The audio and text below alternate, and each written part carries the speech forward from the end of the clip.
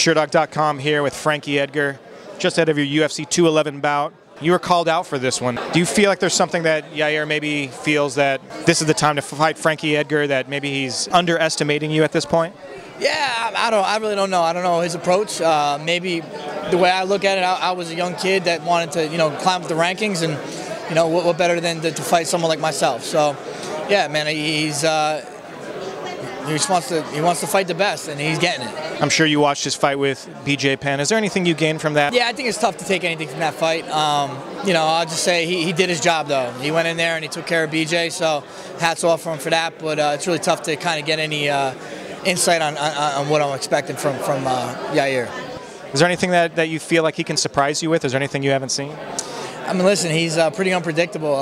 Sometimes I don't think he knows what he's going to do next in there. So, that's always something that I'm aware of. It's something we've been preparing for. So I do think, I made sure, my spidey senses are going to be, full blast and ready to go. Obviously, you're a guy that he feels can be a fast track to getting a title shot. But on the inverse, it could be the same for you. He's a prospect that the UFC is putting a lot of weight into. They're pushing him hard. Do you feel like a decisive big win over him is something that puts Frankie Edgar close to the talk, at least, of a title again? Yeah, absolutely. I think what I've done in my history, I'm going to always be knocking on that door. I'm number 2 right now. Those two guys got to fight. Someone's going to lose. That makes me next, as long as I take care of business on 13th or Saturday. Your only featherweight losses come to current champion Jose Aldo. Do you feel like you kind of need Max Holloway to win that fight, that it makes maybe a more interesting push for you to be able to get that shot again, rather than a third meeting with Jose? I mean, it definitely makes more sense that, if Holloway wins, me and him down the line are next. But I'm not going to sit there and root for either one of them. They'll let those guys figure it out, and then we'll worry about it. No, you're not going to root for you don't look at them and go like, I kind of like this style matchup for me a little better? Nah, you know what, man, I just want to fight whoever has the belt. So whoever has that belt is the guy I'm gunning for. Sometimes when you want something so bad, it doesn't work out that way. So I'll let nature take its course.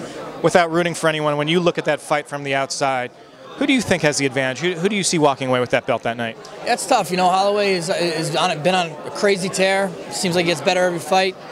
I mean, Aldo may be a little quicker, maybe more athletic guy. But Aldo, not too long ago, was saying he doesn't know if he wants to fight anymore, so who knows where his head's at. When you hear something like that, when a fighter talks about retirement, is that something that you kind of throw out there maybe to use as a negotiation tactic? Or is it one of those things that mentally, emotionally, he's not invested as he once was? Do you see them as kind of like they're done, that I can't really count on them to pull through on a big performance? It depends, it depends, like you said. Was he using it for just to get under the skin of the UFC, or was he using it, maybe he was really feeling that way? I don't really know where his head's at, but you got to kind of take it with a grain of salt. And, that's what kind of makes me wonder on how he's going to approach this fight. Was it really he's just trying to piss off the UFC, or was he really considering retirement? If he was really considering retirement, who knows how he's going to be prepared for this fight. When you look at this fight with Yair, you go out there, you have a big win on Saturday night. Would you be disappointed if a title shot's not your next fight? I'm used to being disappointed in this game, So I just keep it moving, man. Just want to keep fighting. Winning has a way of taking care of things. There's really no rhyme or reason how they're setting up title fights nowadays. So as long as I keep putting myself in that picture, I'll always be considered. I mean, I know that wearing that belt is a big thing for you, but we've kind of seen a lot of people move away from that angle, that the money fight is kind of what they're shooting for. Is that something that you've ever considered, that just calling out a guy because this could be a big money fight for you? Yeah, I don't know, man. I don't know how that becomes a money fight. Usually when you have the belt, you get pay-per-view points, or usually fighting the guy that is the money fight. So for me, that's always the fast track to the money fight. But yeah, I mean, I've been chasing that belt ever since I lost it, and I'll never lose sight of it. But I just want to get in there and just be active. If you do get that title shot at the end of the year, you win. You closed 2017 as the UFC's featherweight champion. How much longer do you think you have? I mean, not to start putting retirement talk into your terms, but have you kind of thought about that? Like, you've had a long career. Is there a 5-year plan, a 3-year plan?